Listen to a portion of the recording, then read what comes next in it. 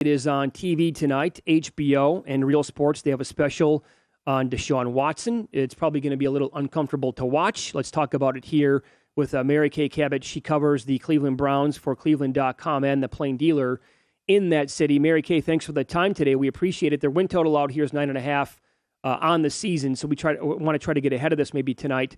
What are you expecting? How ugly or uncomfortable do you think this is going to look for Watson tonight on HBO?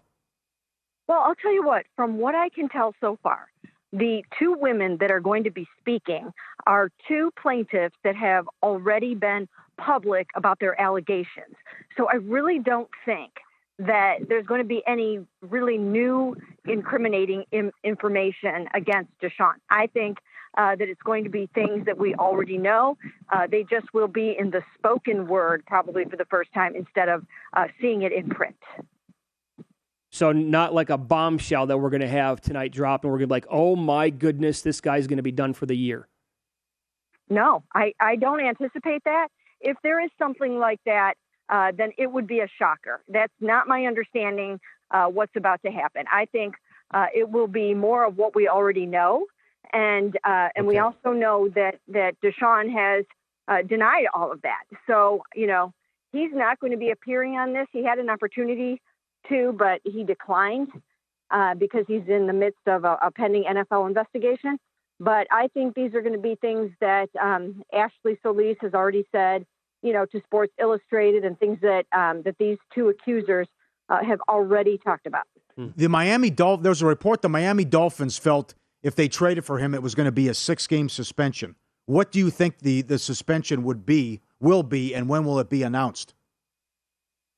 Well, I talked to his lawyer, Rusty Harden, Deshaun's lawyer, on Friday, and he said he believes that they will know something by about June or July is what they are thinking.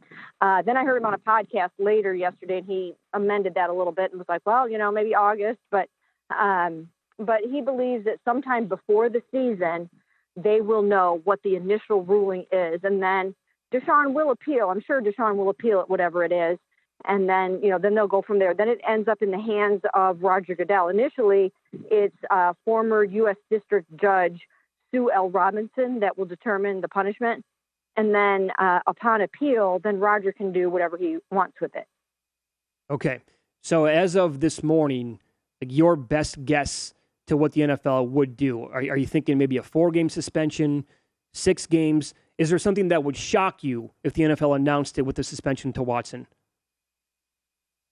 I guess I probably would be surprised if they go ahead and suspend him for the season for some reason. And I don't know, maybe it's because of reports of what you're saying about Miami. I've always had 6 games in my mind, but not because of any concrete evidence, not because of anybody that I talked to at the NFL office or anything like that.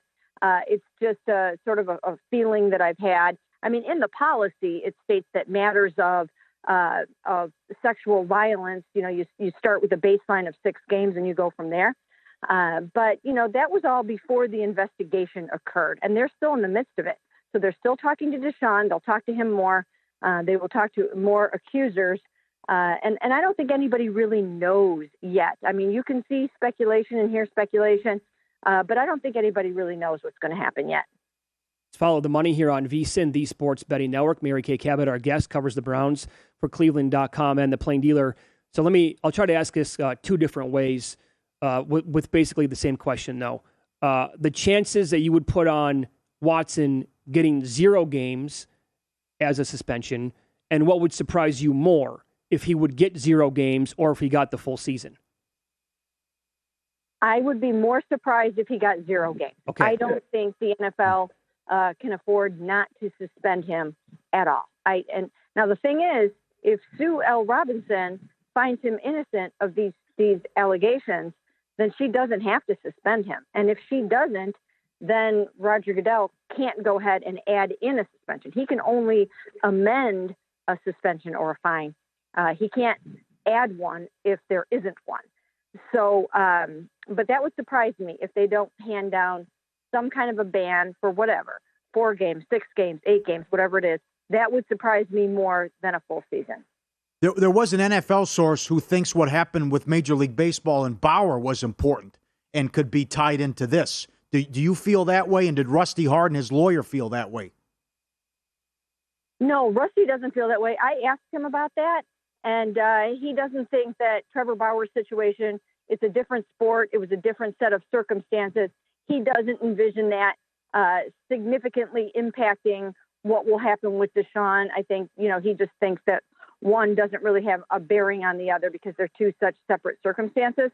And when you talk about NFL source, I think it's important to note the distinction between an NFL source coming out of the league office and somebody that has a job somewhere in the NFL, giving an opinion on something. And what we don't know is if that was an opinion from somebody who works somewhere in the NFL or somebody in the league office saying that. And I would have to think that it was probably more someone that works somewhere in the NFL and perhaps not a league office source. Okay. Let's say it's a 6-game suspension. How comfortable are they, and it's the first 6 games, how comfortable are they with Brissett, or is there a chance that they could somehow work this out and make up with Baker Mayfield?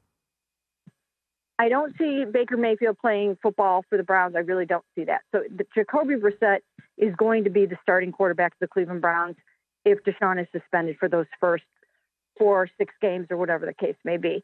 Now, if you didn't know any better, you might think that the schedule makers did put some thought into the looming suspension and give the Browns the easiest 4 games possible to start the season.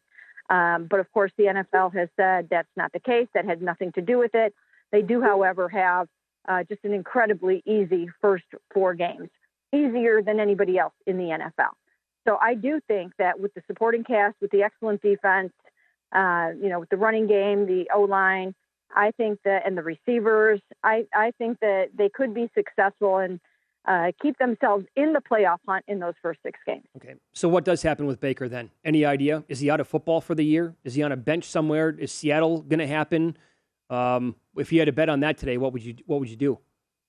I wish I could say I have a good answer. I think somehow, some way, the Browns are going to find a way to move him, trade him before the start of training camp. I don't think they want another distraction on top of what they already have. And I think they will find some way to move him. And it might be because the Panthers will look at what they have over the next couple of months in OTAs and minicamp and decide that they need to do something else. Or the Seahawks, I know the Seahawks like him. The Seahawks like Baker Mayfield, and they know he would be an upgrade, but they don't want to pay the money. So I think they're waiting for the Browns to cut him, which they're not planning to do. Yeah. So then, do you think there's going to be one of those 2 teams you mentioned? Who's going to be willing to pay him then at that point? I don't. Yeah. Go ahead. The Browns would have to pay some of that freight. They would have to pay some of that bill. For sure. And again, it's $18.86 million. So they would have to pick some of that up. But there are creative ways to work through that with exchange of draft picks and, future considerations and different things like that. So they'll find a way to do it. You've got a really smart Browns front office, and they just need to craft a deal that somebody's going to like. So he is the former number 1 overall pick of the draft when he came out in a draft that featured the likes of Josh Allen and Lamar Jackson. Let's say that they do get a trade partner. Like, what are we talking about for compensation other than the money? Like, what kind of picks or a pick are we talking about with Baker Mayfield? You know what? Probably some kind of a mid-round pick or a later pick, but the pick isn't even really the issue. It's more so the money because, you would like to get a pick if you could. If you could get a 3rd rounder, you'd be, I'm sure, thrilled with that. But he only has 1 year left on his contract. So generally, teams don't give up a lot of draft pick compensation for somebody heading into the final year of a contract. So that's really not the issue. The issue more is what can you get from a financial standpoint. You can follow Mary on Twitter. She's at Mary Kay Cabot. Last name is spelled Cabot. Great spot today, Mary Kay. Thanks so much for the time. We appreciate that. Sure. Thanks for having me. You got it. Thank you. And an excellent point about how easy the schedule is to start the season. Good point. The other thing, when you listen to that interview, the attorney for the women, he's been leaking that deposition testimony, too, about when the girl said, the first accuser said she cried after the massage. Peter, a lot of people are high on the Ravens, but you listen to that interview, and how are they favorites to win the division? I would agree.